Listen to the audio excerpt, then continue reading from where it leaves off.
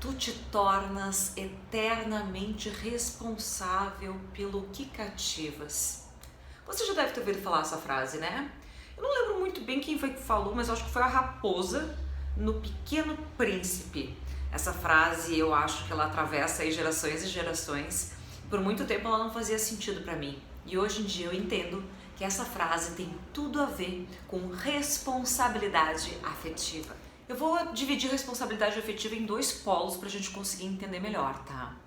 Há a responsabilidade afetiva que eu tenho comigo, né? Com as minhas emoções, como eu me abro para o mundo, o que eu permito entrar na minha vida, o que permito ficar, até onde eu norteio os meus limites, que tem tudo a ver com autoconhecimento. E também tem a responsabilidade afetiva que a gente conhece mais, escuta mais falar sobre a responsabilidade afetiva com o outro, né? Como eu cuido do que eu cativo no outro, ou seja, tudo a ver com empatia. Quando eu falo de responsabilidade afetiva comigo, eu preciso me conhecer, ter esse autoconhecimento bem desenvolvido para saber o que eu quero, quem eu quero ao meu lado, onde quero chegar, onde quero ir, né? Onde quero permanecer, porque desta forma eu consigo colocar limites, desta forma eu consigo dizer não com clareza, desta forma eu consigo nortear até onde eu posso ir, até onde as pessoas podem ir, quem eu quero que me acompanhe nessa jornada, né? Se, por exemplo, se chega uma pessoa e quer ter um relacionamento aberto comigo e eu sou uma pessoa monogâmica, eu não vou aceitar. Mas já ouvi casos de clientes e muitas pessoas que chegam pelas redes sociais me perguntando o que fazer em situações que elas estavam em relacionamentos abertos porque estavam com medo de perder a pessoa que elas amavam, a pessoa que elas estavam se relacionando, porque elas não queriam estar nesse relacionamento aberto, porque elas se sentem monogâmicas, elas querem viver a monogamia, né? Gostaria de um relacionamento só os dois, mas por medo de perder, né? Então, muitas vezes o autoconhecimento, ele nos traz a consciência, né? E o amor próprio, essa certeza do que eu quero buscar, do que eu quero, de onde eu quero estar, vai me fazer me posicionar com mais segurança e dizer não quando eu devo dizer não. Por isso é tão importante eu saber bem como são as minhas emoções, conhecer bem quem eu sou, entender quem eu quero, entender o que eu quero. Então é muito importante porque a gente fala muito da responsabilidade afetiva com os outros, mas a gente não nota o quão importante e o quão necessário é nós termos responsabilidade afetiva com a gente mesmo. Porque nós temos que ter essa autorresponsabilidade de colocar limites nos nossos norteios, nas nossas redondezas e poder sim fazer as nossas escolhas com responsabilidade, sabendo que todas essas escolhas têm consequências. Isso também vem muito com a maturidade emocional. O autoconhecimento traz isso naturalmente, né? A gente acaba se tornando pessoas mais maduras emocionalmente, porque a gente conhece as nossas emoções, os nossos sentimentos, já sabemos onde estão os nossos gatilhos, ou pelo menos temos uma noção de como é o nosso perfil comportamental aí, como a gente lida com alguns desafios da vida, como a gente lida nas nossas relações amorosas, como a gente lida nas nossas vitórias. Então fica um pouquinho mais fácil de saber como lidar da melhor forma com a gente mesmo. A responsabilidade afetiva com o outro é como se eu alimentasse algo no outro e depois não me responsabilizasse por isso. Aí você vem e me fala: ah, Rosana, mas o cara é completamente fora, eu fui simpática com ele e ele já distorceu tudo. Calma, existem casos e casos e eu super te entendo porque isso também já aconteceu comigo. Eu sou uma pessoa bem sorridente, bem comunicativa e me considero uma pessoa simpática. E já teve casos que homens interpretaram que eu estava dando em cima deles, né? E na verdade eu não estava dando em cima deles, eu estava simplesmente sendo eu, né? E logo depois eles ficavam bravos, chateados de cara, como se diz aqui no Rio Grande do Sul comigo.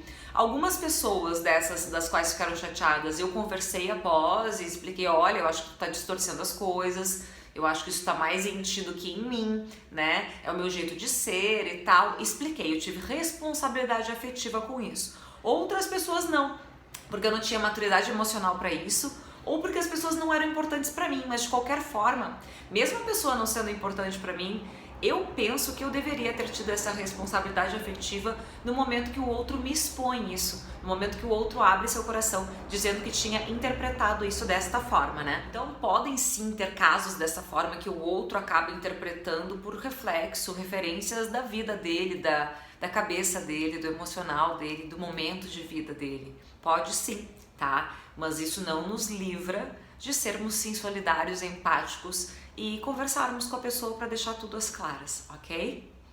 E também a gente fala de responsabilidade afetiva em início de relação, tá? Porque a gente fala, no relacionamento é muito mais fácil, a gente já conhece o outro e tal, mas quando a gente fala de início parece mais complicado, mas na verdade não é.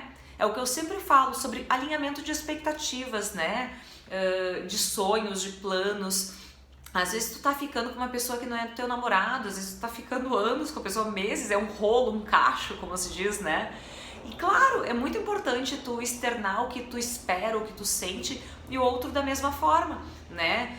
Se eu não quero namorar, por exemplo, eu preciso deixar isso claro, que eu tô bem solteira, que eu tô numa fase muito boa e que eu não pretendo namorar agora, entendeu? Vai ser muito difícil eu mudar de opinião, de decisão e de posicionamento quanto a isso.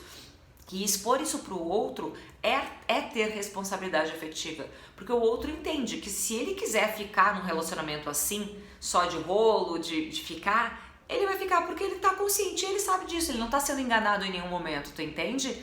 Então é eu ser honesta com o outro, é eu esclarecer o que eu tenho para dar pro outro, tá? Ou, por exemplo, tô ficando com uma pessoa e aí a gente parece que tá entrando meio que naquele clima de namoro, não conversamos nada, e aí o guri vem e me avisa que a gente não vai mais ficar, que acabou, enfim, porque ele voltou com a ex.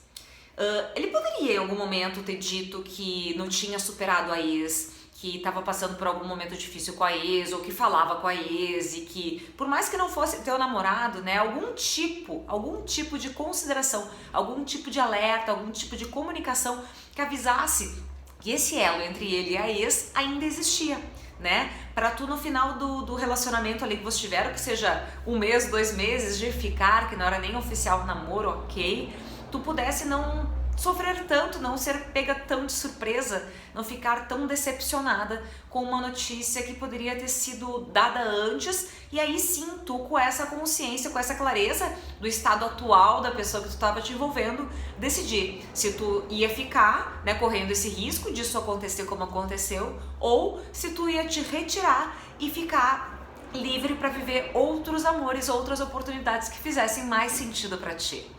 Um bom exemplo aí que pode valer para início de relação ou já relacionamentos consolidados aí de responsabilidade afetiva é quando eu falo algo, prometo algo que parece ser muito importante para o outro e eu tenho consciência disso, eu tenho conhecimento que é importante para o outro e eu falo o que vou fazer, né? Às vezes dou até o prazo e não faço e finjo que nada aconteceu.